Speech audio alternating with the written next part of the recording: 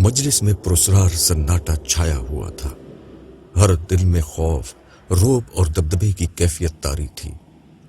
ایسا لگتا تھا کہ اس نئی آنے والی شخصیت کے اندر سے دہشت کی غیر مرئی شعائیں نکل کر ہر شخص کے اندر اترتی چلی جا رہی ہیں۔ اس کا لباس بھی ایک سیاہ چوغا تھا، مگر اس کو دہشت کی علامت بنا دینے والی چیز اس کا سر اور چہرہ تھا، جو خوفناک حد تک عجیب تھا۔ سر اور چہرہ ایک دھاتی خول سے ڈھکا ہوا محسوس ہوتا تھا۔ سر پہ گویا موٹے موٹے نوکیلے کانٹے اگے ہوئے تھے، شاید یہ اس کا تاج تھا۔ چہرہ انتہائی بد حیت، جس پر سب سے نمایاں چیز 2 شعلے برساتی آنکھیں تھیں۔ یہ سرخ اور پرسرار آنکھیں ہر شخص کے دل و دماغ میں اتری چلی جا رہی تھیں، گویا یہ آنکھیں ہر شخص کے اندر تک کا جائزہ لینے کی قدرت رکھتی ہوں۔ یہ شخصیت دھیرے سے چلتی ہوئی مرکزی جگہ پر براجمان ہوئی اور ہاتھ سے حاضرین کو بیٹھنے کا اشارہ کیا۔ سب لوگ خاموشی سے بیٹھ گئے۔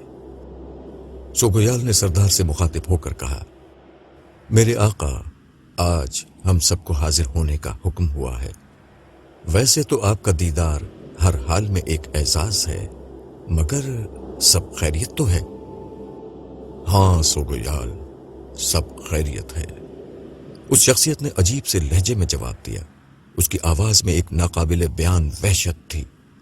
ایسا لگ رہا تھا کہ صحرا کے سناٹے میں سینکڑوں بدروحیں بین کر رہی ہوں۔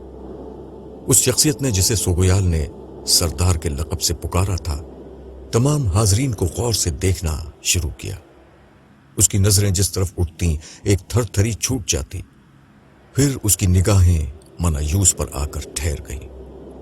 منایوس کو یوں لگا جیسے یہ نگاہیں اس کے آر پار ہو رہی ہیں۔ اس نے خوف زدہ ہو کر اپنا سر جھکا لیا۔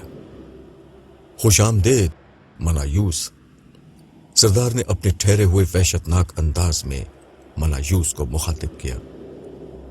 منایوس نے فدویانہ انداز میں جواب دیا، میرے آقا، آپ کا مجھ پر احسان ہے کہ آپ نے اپنی خصوصی مجلس میں مجھے یاد کیا۔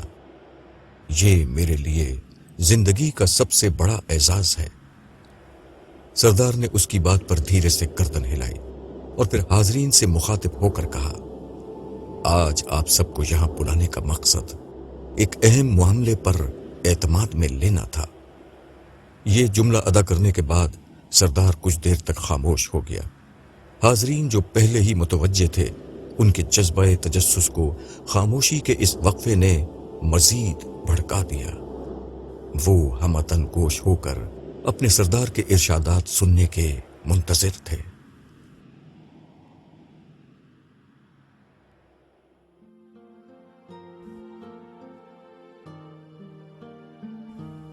الحمرا کا قلعہ اندر سے بہت سی عمارات پر مشتمل تھا۔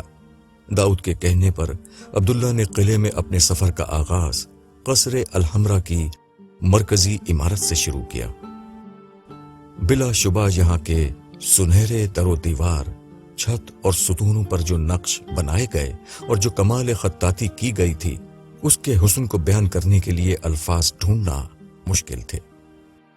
نفیس، جمیل، دیدہ زیب، شاندار، عالی شان، خوبصورت جیسا ہر لفظ اس کمال فن کی بارگاہ میں سجدہ ریز تھا۔ ہر دیکھنے والے کے دل میں یہ سوال پیدا ہو رہا تھا کہ صدیوں بعد جس تعمیر کی کشش کا یہ عالم ہے، وہ اپنی تخلیق کے وقت میں کیسی ہوگی؟ عبداللہ کا ذوق جمال اس سے اس کی گویائی چھین چکا تھا۔ وہ سوچ رہا تھا یہ کیسے ممکن ہے کہ صدیوں تک مسیحی انتہا پسندوں کے تعصب اور بے اعتنائی کے باوجود یہ حسن اپنی آب و تاب باقی رکھے ہوئے ہے۔ یہاں نقش و نگار کے ساتھ ساتھ جگہ جگہ دل فریب خطاطی تھی۔ اس جمال کے ساتھ عبداللہ جیسے خدا پرست کے دل پر جو چیز خدا کے جلال کا عکس روشن کر رہی تھی، وہ اس بے مثل خطاطی میں بے گنتی دفعہ دہرایا گیا ایک جملہ تھا، لا غالب الا اللہ۔ عبداللہ نے داؤد کی توجہ ان الفاظ کی طرف مبذول کراتے ہوئے دریافت کیا، کیا آپ کو اس جملے کا مطلب معلوم ہے؟ ہاں، اس کا مطلب ہے کہ اللہ کے سوا کوئی غالب نہیں، یہ غرناطہ کے آخری حکمران خاندان کا سرکاری نعرہ تھا۔ غرناطہ اسپین میں مسلمانوں کے 800 سالہ اقتدار کی آخری پناہ گاہ تھی۔ تقریباً 2-2.5 صدی تک مسلمانوں کا یہ قلعہ بڑھتے ہوئے مسیحی غلبے کی راہ میں آخری رکاوٹ بنا رہا، یہاں تک کہ ملکہ ایزابیلا اور شاہ فرنینڈس نے اتحاد کر کے غرناطہ پر حملہ کیا اور آخرکار یہاں قبضہ کر کے پہلے مسلمانوں کی حکومت اور پھر ان کے وجود اور نام و نشان کو مٹا ڈالا۔ داؤد نے آثار قدیمہ اور تاریخ سے اپنی واقفیت کا ثبوت ایک دفعہ پھر پیش کیا۔ ہاں، آپ کی معلومات بالکل درست ہیں، عبداللہ نے اس کی تحسین کی، لیکن پھر تاریخی واقعات میں پوشیدہ اصل حقائق کی طرف اس کو متوجہ کرتے ہوئے کہا، لیکن الحمرا میں نقش یہ جملہ لا غالب الا اللہ اپنے اندر موجود 2 بہت بڑے حقائق کا آئینہ دار بھی ہے۔ یہ حقائق شاید غرناطہ ہی میں کھڑے ہو کر زیادہ سمجھے جا سکتے ہیں۔ وہ کیا؟ پہلی حقیقت یہ ہے کہ ہم ایک ایسی دنیا میں جیتے ہیں جہاں بظاہر مادی طاقت اور انسانی ذہن کی حکمرانی ہے۔ زندگی کے ہر مارکے میں یہی چیزیں فیصلہ کن کردار ادا کرتی ہیں۔ جی، بظاہر تو ایسا ہی ہے، داؤد نے تائید کرتے ہوئے سر ہلایا۔ عبداللہ نے اپنی بات جاری رکھی، جیسے اس غرناطہ کو ملکہ ایزابیلا اور شاہ فرنانڈس نے فتح کر لیا، ان کی مرضی نافذ ہو گئی، انہوں نے مسلمانوں کو یہاں سے ختم کر ڈالا۔ بظاہر یہاں انہی جیسے حکمران دنیا کا نظام چلاتے ہیں، یہ جب چاہیں کسی ملک پر حملہ کر دیں اور جہاں چاہیں قبضہ کر لیں۔ یہاں بظاہر ایک سرمایہ دار لوگوں کو روزگار دیتا ہے اور جب چاہے ان کو ملازمت سے نکال دیتا ہے۔ یہاں ایک ڈاکو یا قاتل کسی بھی خاندان کو تباہ و برباد کر دیتا ہے، مگر اس مگر کے بعد عبداللہ نے ایک گہرا سانس لیا اور بولا، یہ فریب نظر ہے، حقیقت یہ ہے کہ یہاں سارا اختیار اللہ کے پاس ہے۔ اصل میں یہاں اسی کا فیصلہ نافذ ہوتا ہے، وہ خدا جو نظر نہیں آتا، جو حواس کی پہنچ سے دور ہے۔ یہ دنیا دراصل اسی کی ہے اور اسی کی مرضی کے مطابق چل رہی ہے۔ جی، یہی ہمارا عقیدہ ہے، داؤد نے ایمان سے بھرپور لہجے میں کہا۔ یہ کسی کا عقیدہ ہو یا نہ ہو، اس سے کچھ فرق نہیں پڑتا، یہی حقیقت ہے۔ ویسے آپ نے کبھی شطرنج کھیلا ہے؟ شطرنج؟ نہیں، کوئی خاص نہیں، نوجوانی میں کچھ شوق ہوا تھا مگر اب نہیں کھیلتا۔ شطرنج ہارڈ بورڈ یا لکڑی کے بنے ہوئے جس تختے پر کھیلا جاتا ہے اسے بساط کہا جاتا ہے۔ اس بساط پر سیاہ اور سفید خانے بنے ہوتے ہیں، ان میں مختلف مہرے ہوتے ہیں، بادشاہ جیسے مرکزی مہرے سے لے کر پیادے تک سب اپنی اپنی جگہ موجود ہوتے ہیں۔ جی، یہ تو مجھے معلوم ہے۔ اس بساط پر شطرنج کے مہروں کو آگے پیچھے کر کے ہم چالیں چلتے ہیں اور مخالف کو مات دینے کی کوشش کرتے ہیں۔ بس تو آپ بات سمجھ گئے، یہ دنیا بھی ایک ایسی ہی بساط ہے۔ خدا نے اپنی قدرت اور حکمت کی بنیاد پر دنیا کی یہ بساط بچھائی، ہم سب اس کی بچھائی ہوئی بساط کے ادنا مہرے ہیں، مکمل بے بس اور مکمل غافل مہرے۔ عبداللہ یہیں تک پہنچا تھا کہ ان دونوں کے قریب ہی ایک مغربی جوڑا آ کر کھڑا ہوا۔ مرد نے عورت سے کہا، میں تمہارے لیے ایسا ہی ایک الحمرا بناؤں گا۔ پھر قول کے بعد وہ فعل سے خاتون کو اپنی محبت کا قائل کرنے لگا، یا شاید یہ کبھی نہ بننے والے الحمرا کی ایڈوانس قیمت تھی۔ عبداللہ جو ان دونوں کے آنے پر خاموش ہو گیا تھا، مزید کچھ کہہ کر انہیں ڈسٹرب کرنے کے بجائے داؤد کا ہاتھ پکڑ کر ذرا آگے چلا گیا۔ یہاں ہر جگہ سیاح تھے، وہ آپس میں خوش گپیاں کر رہے تھے، اس جگہ کی خوبصورتی سے لطف اندوز ہو رہے تھے اور اپنی چھٹیوں کے اس وقت کو خوب انجوائے کر رہے تھے۔ عبداللہ ان کو دیکھتے ہوئے بولا، اس دنیا کے سب لوگ اس حقیقت سے بے خبر ہیں کہ وہ کچھ نہیں، بس اس بساط کے ادنا مہرے ہیں، مرد اور عورت، بادشاہ اور فقیر، آجر اور اجیر، عالم اور جاہل، شوہر اور بیوی، اولاد اور والدین، امیر اور غریب، محروم اور مالک، حکمران اور رعایا، غرض سب اس بساط کے حقیر مہرے ہیں۔ بس فرق یہ ہے کہ اس بساط کے مہرے بے جان، بے حس اور بے شعور نہیں، بلکہ اپنی ذات اور ہستی کا مکمل شعور رکھتے ہیں۔ ہر مہرہ اپنے دائرے میں خود کو طاقتور سمجھتا ہے، بڑا سمجھتا ہے، اعلیٰ سمجھتا ہے، بادشاہ اور حکمران سمجھتا ہے، مگر لوگ نہیں جانتے، انسان نہیں جانتے، حکمران بھی نہیں جانتے، شیاطین بھی نہیں جانتے کہ وہ سب پروردگار عالم کی بچھائی ہوئی بساط کے ادنا مہرے ہیں اور کچھ نہیں۔ اور اللہ تعالیٰ اس بساط کے واحد کھلاڑی ہیں؟ داؤد نے اشتیاق سے سوال کیا۔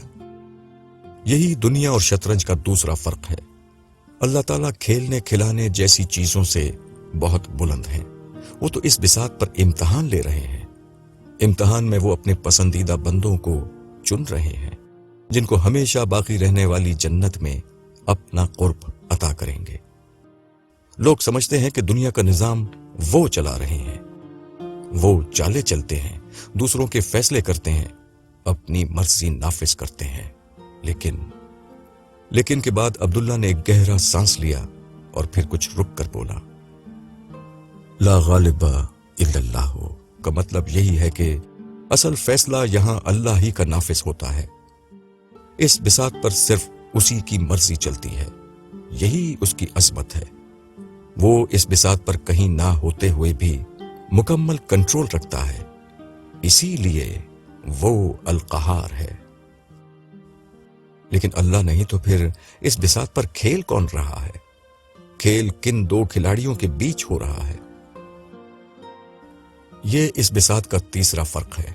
یہاں کھیل نہیں ہو رہا، جنگ ہو رہی ہے، انسان اور شیطان کے بیچ کی جنگ۔ چاہیں تو آپ ان دونوں کو کھلاڑی بھی کہہ سکتے ہیں، مگر در حقیقت دونوں حالت جنگ میں ہیں۔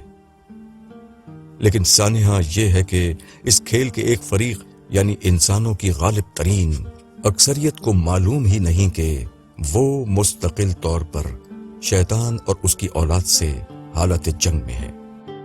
یہی انسانوں کا اصل المیہ ہے۔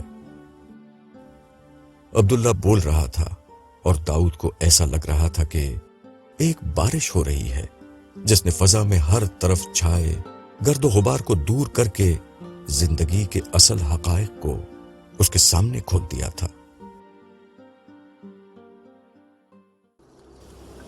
مجلس میں دیر تک سناٹا طاری رہا۔ خوف، دہشت اور وحشت کے اس امتزاج میں خاموشی کا شور کانوں کے پردوں پر بہت گراں گزر رہا تھا۔ کچھ دیر بعد سردار کی وحشتناک آواز بلند ہوئی اور سماعتوں کے در و دیوار پھر روننے لگی۔ آپ جانتے ہیں کہ ہم صدیوں سے اس دھرتی پر راج کرتے رہے ہیں۔ ہم نے ہر دور میں یہ ثابت کیا ہے کہ اس دھرتی کے بادشاہ ہم ہیں، اس پر حکومت کرنا ہمارا حق ہے۔ خدا نے ہمارے ساتھ بہت زیادتی کی جب اس نے ہمارے سردار عزازیل کو یہ حکم دیا تھا کہ وہ کیچڑ اور سڑی ہوئی مٹی سے بنے آدم کے سامنے سجدہ کرے۔ ہم فرشتوں کی طرح بے وقوف نہیں تھے کہ طاقت اور اختیار ہوتے ہوئے بھی ایک گھٹیا مخلوق کے سامنے سجدہ ریز ہو جائیں۔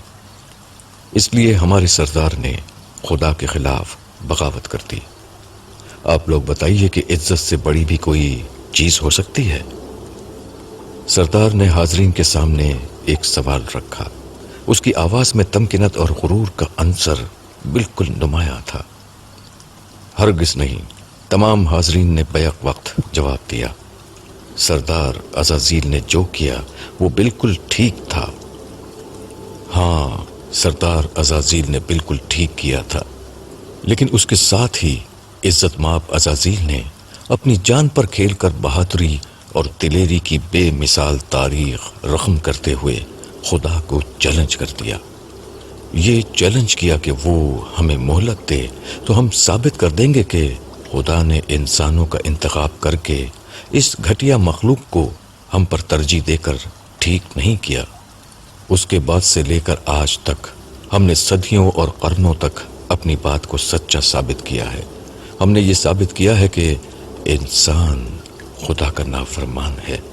اگر ہم مجرم ہیں تو ہم سے بڑا مجرم انسان ہے، اگر ہم شیطان ہیں تو ہم سے بڑا شیطان انسان ہے۔ ہمارے اس مشن میں کبھی کوئی انسان، حتیٰ کہ کوئی پیغمبر بھی کبھی ہمارا راستہ نہیں روک سکا۔ سردار بول رہا تھا اور اس کے لہجے میں اعتماد تھا، رعونت تھی اور پورا یقین تھا۔ اس کی بات میں وقفہ آیا تو سوگویال نے کھڑے ہو کر پورے جوش کے ساتھ کہا، یہ دنیا ہماری ہے، یہاں کے اصل حکمران ہم ہیں۔ آدم اور اس کی اولاد کا انجام یہی ہے کہ ہمارے اشاروں پر ناچے۔ ہم اپنے آقا عزازیل کا مشن پورا کریں گے۔ ہم خدا کو بتا کر رہیں گے کہ آدم اور اس کی اولاد اس قابل نہیں ہے کہ ہمیں ان کے سامنے جھکنے کا حکم دیا جائے۔ ہم یہ جنگ جیت کر رہیں گے، ہم یہ جنگ جیت کر رہیں گے۔ سوگویال کی آواز شدت جذبات سے تھر تھرا رہی تھی۔ اس کے جذبے نے حاضرین کو بھی جوش دلا دیا۔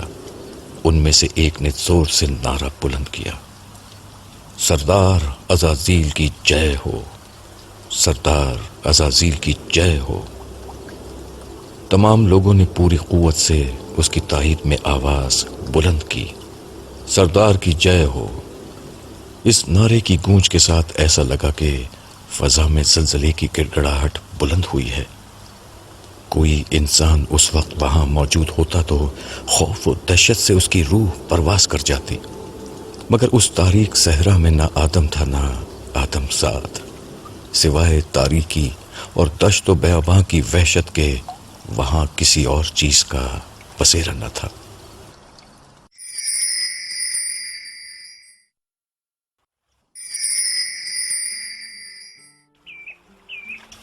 داؤد کو محسوس ہو رہا تھا کہ الحمرا کے ماحول کی خوبصورتی، ارد گرد سیاحوں کی آمد و رفت، ارد گرد پھیلے مناظر، ہر چیز دھندلا گئی ہے۔ الحمرا کے سنہری چھتوں پر لکھے گئے لا غالب الا اللہ، حقیقت کے سوا ہر چیز اپنا وجود کھو چکی ہے۔ عبداللہ حقیقت کی ایک نئی دنیا سے اسے روشناس کرا رہا تھا۔ ایسے میں ایک سوال نے اس کے شعور پر دستک دی، جسے اس نے عبداللہ کے سامنے رکھ دیا۔ مگر اس بساط کو بچھانے کا اصل مقصد کیا تھا؟ مقصد شیطان کو یہ بتانا تھا کہ خدا نے جس آدم کے سامنے فرشتوں کو سجدہ کرنے کا حکم دیا تھا اور جس کو سجدہ کرنے سے شیطان نے انکار کیا تھا، وہ واقعی اس عزت کا مستحق تھا۔ چنانچہ اس مقصد کے لیے اللہ تعالیٰ نے اس دنیا کی یہ بساط بچھائی ہے جس میں انسان اور شیطان کی جنگ ہو رہی ہے۔ اس بساط پر انسان کا امتحان ہو رہا ہے کہ وہ شیطان کے خلاف جنگ میں ہارتا ہے یا جیت جاتا ہے۔ وہ چاہے تو شیطان سے لڑ کر اللہ کی مرضی کے مطابق زندگی گزارے اور چاہے تو شیطان کی بندگی کا راستہ اختیار کر لے۔ اسے دونوں راستے اختیار کرنے کی مکمل آزادی ہے۔ مگر بیشتر لوگ تو شیطان کی راہ پر چلتے ہیں۔ بے شک ایسا ہی ہے، مگر اللہ کے پیش نظر یہ نہیں کہ زبردستی لوگوں کو نیک بنایا جائے۔ اصل اسکیم یہی ہے کہ بدترین حالات پیدا کر کے بہترین لوگوں کا انتخاب کیا جائے۔ یہ بدترین حالات اس وقت پیدا ہوتے ہیں جب شیاطین اور ان کی پیروی کرنے والے انسان دنیا میں اپنی بدکاریوں کی بنا پر نیکی کرنا مشکل بنا دیتے ہیں۔ بظاہر ایسے شیاطین اور ان کے پیرو انسان جن میں ظالم حکمران، کرپٹ لیڈر، بے ایمان تاجر اور ان جیسے دیگر لوگ شامل ہیں، خود کو کامیاب سمجھتے ہیں، مگر یہ احمق نہیں جانتے کہ اللہ تعالیٰ ان کو استعمال کر کے اپنا مقصد حاصل کر رہے ہیں، اور وہ مقصد امتحان کے حالات پیدا کرنا ہے۔ داؤد نے سوالیہ انداز میں کہا، بالکل، اور یہی کمال ہے اللہ تعالیٰ کا۔ بظاہر جب اس دنیا میں اللہ کی نافرمانی ہوتی ہے، بظاہر جب اس کی بات نہیں مانی جاتی، بظاہر جب اس کی مرضی پوری نہیں ہو رہی ہوتی ہے، جب وہ دنیا میں کہیں نظر نہیں آتے، تب بھی در حقیقت لوگ انہی کی مرضی پوری کر رہے ہوتے ہیں، ان کی بساط پر مہروں کی طرح استعمال ہو رہے ہوتے ہیں۔ یہی میرے رب کی عظمت ہے۔ خدا کی عظمت کو بیان کرتے ہوئے عبداللہ کی آواز تھرا گئی تھی۔ اس کے دل میں خدا کی محبت اور عظمت کا جو طوفان اٹھا تھا، وہ آنسوؤں کے سیلاب کی صورت آنکھوں سے نکلنے کے لیے بے چین ہو گیا، مگر داؤد کی موجودگی کا خیال کر کے اس نے بمشکل خود پر قابو پایا۔ خود پر قابو پانے کے عمل میں عبداللہ نے داؤد سے نظر ہٹا کر ارد گرد لوگوں کو دیکھنا شروع کر دی، تاکہ داؤد اس کی آنکھوں سے چھل ملاتے نمی کے ستاروں کو نہ دیکھ سکے۔ داؤد بھی یہی سمجھ رہا تھا کہ عبداللہ ارد گرد آتے جاتے سیاحوں کا جائزہ لے رہا ہے۔ کچھ دیر بعد عبداللہ نے ٹھہرے ہوئے انداز میں بولنا شروع کیا، یہ غافل لوگ، یہ نافرمان لوگ، یہی لوگ امتحان کا وہ ذریعہ بن جاتے ہیں جس سے اعلیٰ ترین لوگوں کا انتخاب ہو رہا ہے۔ اب بہت جلد یہ اعلیٰ ترین لوگ جنت کی بستی میں بسائے جائیں گے اور ابدی طور پر خلافت ارضی کے حقدار ہوں گے۔ یہی موجودہ دنیا کے بنانے کا اصل مقصد تھا۔ باقی لوگ تو شیطان اور اس کی ذریت کے ساتھ جہنم رسید ہوں گے۔ چنانچہ یہاں ہر گھڑی اور ہر لمحہ ایمان کا یہ امتحان ہے کہ انسان اللہ اور آخرت کو یاد رکھتا ہے یا ظاہری دنیا میں کھو جاتا ہے۔ اخلاق کا یہ امتحان ہے کہ انسان نفس، انا، تعصبات اور خواہشات کی پیروی کرتا ہے یا پھر اخلاقی پاکیزگی کا مظاہرہ کرتا ہے۔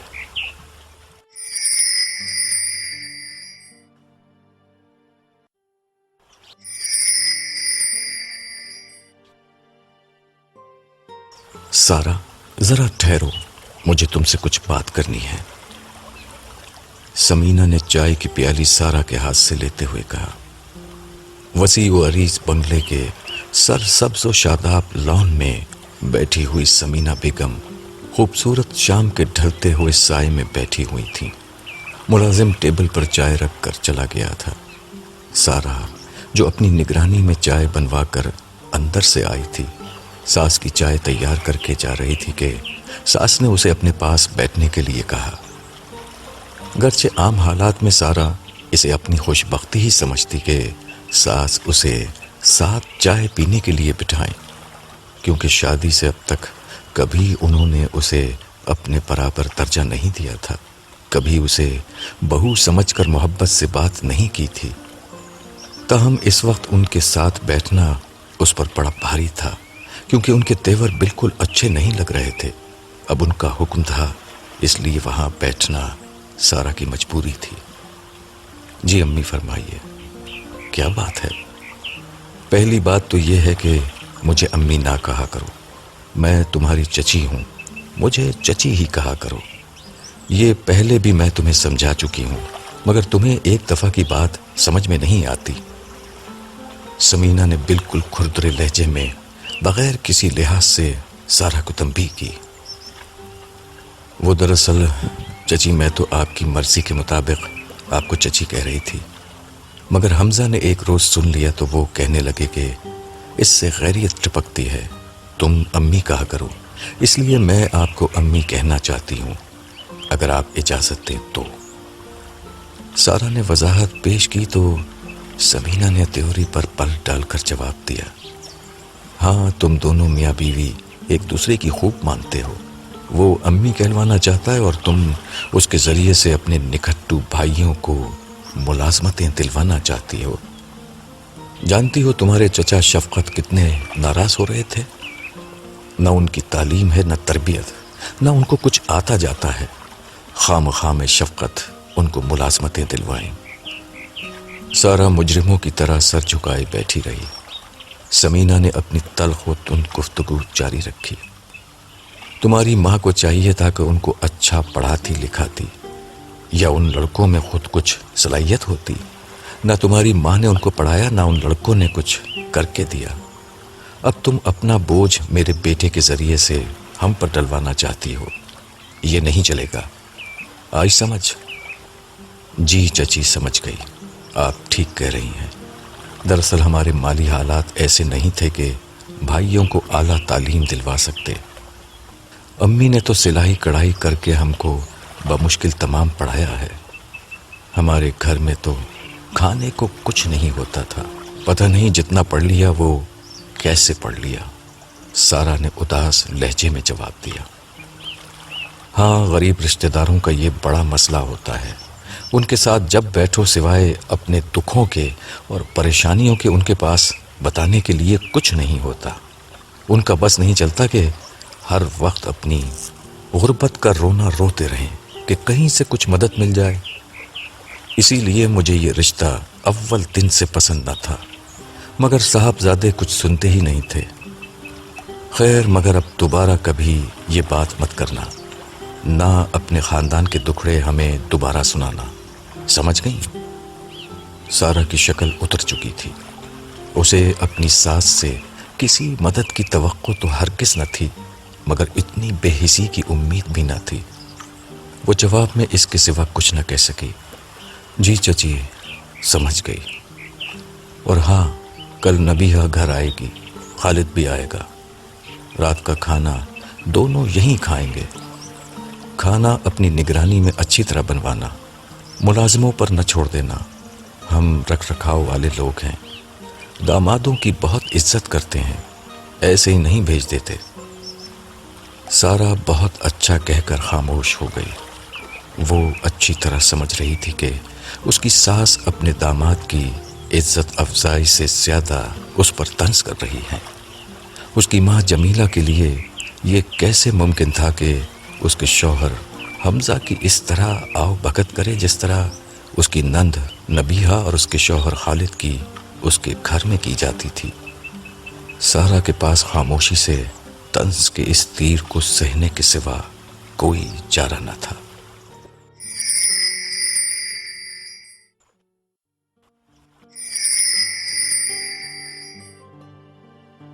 عبداللہ کی بات سنتے ہوئے داؤد گہری سوچ میں ڈوبا ہوا تھا۔ اس کے ذہن میں ایک الجھن نے جنم لیا تھا۔ اس نے اپنی الجھن عبداللہ کے سامنے رکھتے ہوئے کہا، آپ کی باتیں اپنی جگہ ٹھیک ہیں، مگر وہ 2-3 باتیں آپس میں الجھ گئی ہیں۔ انسان ایک طرف آزاد ہے اور امتحان دے رہا ہے، یہ بات سمجھ میں آ گئی۔ وہ شیطان سے حالت جنگ میں ہے، یہ بات بھی سمجھ میں آ گئی۔ لیکن ان باتوں کے ساتھ جب آپ یہ کہتے ہیں کہ ہم خدا کی بساط کے بے بس مہرے ہیں، تو اپنی جگہ ہو سکتا ہے یہ بات ٹھیک ہو، لیکن اس کے ساتھ امتحان والی بات سمجھ میں نہیں آتی۔ جو بے بس ہیں ان کا کیا امتحان؟ امتحان کے لیے اختیار شرط ہے۔ سوال پوچھتے ہوئے داؤد کے لہجے میں الجھن تھی۔ دراصل امتحان اس بات کا ہو رہا ہے کہ جو اختیار ہم کو دیا گیا ہے وہ ہم اللہ کی مرضی کے مطابق استعمال کرتے ہیں یا نہیں۔ اگر کریں گے تو جنت کا بدلہ پائیں گے، اور نہیں کریں گے تو جہنم کی سزا کے حقدار ہوں گے۔ یہی تو مسئلہ ہے، داؤد پریشان کن انداز میں بولا۔ اگر اچھا برا عمل کرنے میں آزاد ہیں تو بے بس مہرے کیسے ہوئے؟ جی میں یہی بتا رہا ہوں، ہم اخلاقی رویہ اختیار کرنے میں مکمل طور پر آزاد ہیں۔ ہم میں سے ہر شخص اپنی ذاتی زندگی میں یہی امتحان دے رہا ہے، جبکہ باقی جو عملی اور مادی نتائج ہم دنیا میں پیدا کرنا چاہتے ہیں ان کے معاملے میں ہم بے بس مہرے ہیں، کیونکہ ہمارے اعمال میں سے صرف وہی مؤثر ہوتے ہیں جو خدا چاہتا ہے۔ مثال کے طور پر ایک شخص کسی کو قتل کرنا چاہتا ہے تو پورا منصوبہ بنا کر کوشش کر سکتا ہے. اپنی کوشش اور ارادے کی بنا پر اس کے ذمے گناہ ڈال دیا جائے گا. مگر کسی کی زندگی کو ختم کرنا کسی انسان کا اختیار نہیں. اس کا فیصلہ اللہ تعالیٰ کرتے ہیں. گرچہ افراد کی زندگی میں اللہ تعالیٰ اکثر و بیشتر لوگوں کے اعمال مؤثر ہونے دیتے ہیں، لیکن اقوام کی زندگی میں تو ہم ہر وقت یہ دیکھ سکتے ہیں کہ لوگ جو چاہیں منصوبہ بنا لیں. آخری فیصلہ اللہ تعالیٰ ہی کرتے ہیں. داؤد نے بات سمجھنے کے انداز میں سر ہلایا. عبداللہ نے اپنی بات جاری رکھی. اسی غرناطہ کو دیکھ لیجئے. یہ ریاست اندلس میں مسلمانوں کی آخری پناہ گاہ تھی، جو 250 برس تک یہاں مسلمانوں کی آخری پناہ گاہ بنی رہی. اس عرصے میں مسیحی حکمران یہاں سے مسلمانوں کے وجود کو مٹانے کی کوششیں کر رہے تھے، مگر وہ مکمل ناکام رہے. حالانکہ ایک دفعہ تو ایسا ہوا کہ پورے یورپ کی افواج نے جمع ہو کر غرناطہ پر حملہ کیا. یہ جنگ البصیرہ کا موقع تھا، جس میں صرف 5,500 مسلمانوں نے 2 لاکھ عیسائیوں کو شکست دی. صرف 13 مسلمان شہید ہوئے اور 1 لاکھ عیسائی مارے گئے. یہ معجزہ اس لیے ہوا کہ اس وقت اللہ کا فیصلہ نہیں ہوا تھا، مگر جب فیصلہ ہوا تو ایک طرف ایزابیلا اور فرنینڈس کی شادی ہو گئی، جس سے 2 ریاستیں ایک بن گئیں، اور دوسری طرف سلطان ابو الحسن اور زغول جیسے بہادر بھائیوں کے گھر ابو عبداللہ محمد ثانی جیسا بزدل شخص پیدا ہوا، جس نے غداری کر کے غرناطہ کھو دیا. اچھا، مجھے یہ آخری بات تو معلوم تھی، مگر یہ بات آپ نے نئی بتائی ہے کہ اپنی تباہی سے قبل ریاست غرناطہ تنہا پوری یورپی قوت کو شکست دے چکی تھی. مگر یہ کیسے ممکن ہوا تھا؟ یہ کہتے ہوئے داؤد کے لہجے میں حیرت تھی. یہ واقعی انسانوں کے بس کی بات نہیں تھی. یہ صرف خدا کی قدرت سے ممکن ہوا، اگرچہ اس کے پیچھے خدا کا ایک خاص قانون کام کر رہا تھا. کون سا قانون؟ داؤد نے اشتیاق کے ساتھ پوچھا. اسے ابھی جانے دیں. ابھی یہ قانون بھی سمجھانے لگوں گا تو بات الجھ جائے گی. آپ شاید ٹھیک کہہ رہے ہیں. آپ کی باتیں میرے لیے بالکل نئی اور مختلف ہیں. ہر بات ایک ساتھ نہیں سمجھ آ سکتی، مگر دماغ میں ایک گرہ سی رہ جائے گی. وہ یہودیوں کے اپنے تاریخی بھول جانے والی بات بھی آپ نے واضح نہیں کی تھی. عبداللہ نے ہنستے ہوئے کہا، کوئی بات نہیں، 1 سے 2 گرہیں اچھی ہوتی ہیں. ویسے بھی یہ دونوں گرہیں آپس میں ملی ہوئی ہیں. خیر، وقت ملا اور آپ کی دلچسپی باقی رہی تو یہ دونوں باتیں ایک ساتھ سمجھا دوں گا. ابھی تو یہ سمجھ لیں کہ پورے یورپ پر غرناطہ کی چھوٹی سی ریاست کی فتح ایک مثال ہے، جو اس بات کا ثبوت ہے کہ دنیا میں ہر جگہ اصل کار فرما طاقت اور ارادہ صرف اللہ کا ہے، اور اسی کی مرضی یہاں چل رہی ہے. ہم اسی کی بساط کے حقیر مہرے ہیں اور کچھ نہیں. یہ کہتے ہوئے عبداللہ رکا اور ارد گرد کا جائزہ لے کر مسکراتے ہوئے بولا، لیکن میرا خیال ہے کہ ہم باتیں ہی کیے جا رہے ہیں، کچھ دیکھ نہیں رہے. آئیے اب کچھ دیر یہاں کی مختلف جگہوں کو دیکھتے بھی جاتے ہیں تاکہ آنے کا مقصد تو حاصل ہو. جی ضرور، داؤد نے آگے بڑھتے ہوئے کہا.